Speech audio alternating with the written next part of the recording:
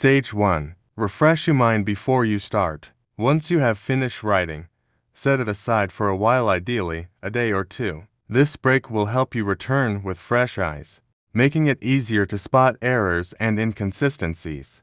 Stage 2. Use digital tools to catch basic errors.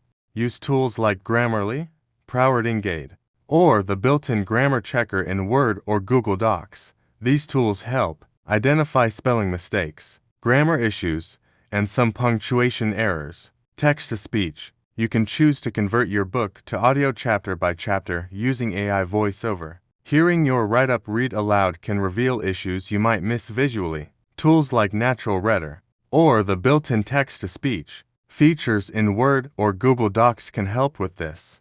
Stage 3. Focus on one type of error at a time. You have to learn how to edit your book. Instead of trying to catch everything at once, do multiple rounds of proofreading focused on specific errors. For instance, Round 1. Check for spelling and basic grammar mistakes. Round 2. Look at punctuation, such as commas and apostrophes. Round 3. Check for consistency in style and formatting.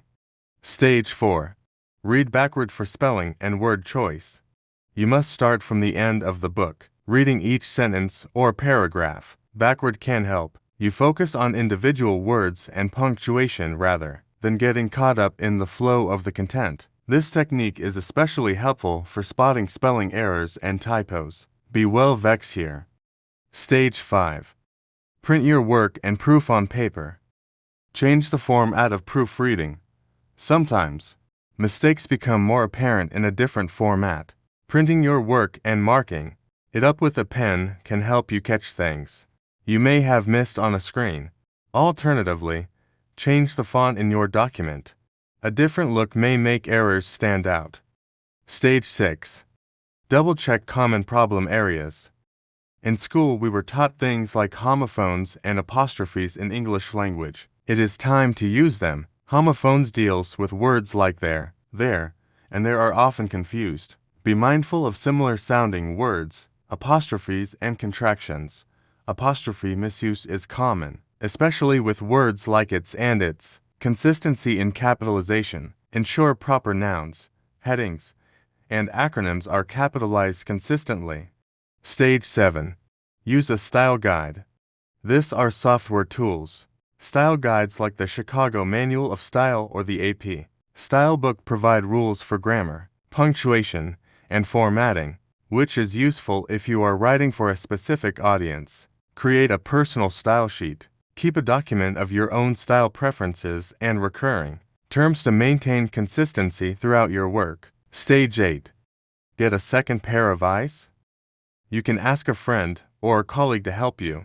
Having someone else review your work can catch mistakes you may have overlooked. Ask a trusted friend, family member, or writing partner for feedback. Consider hiring a proofreader for important documents.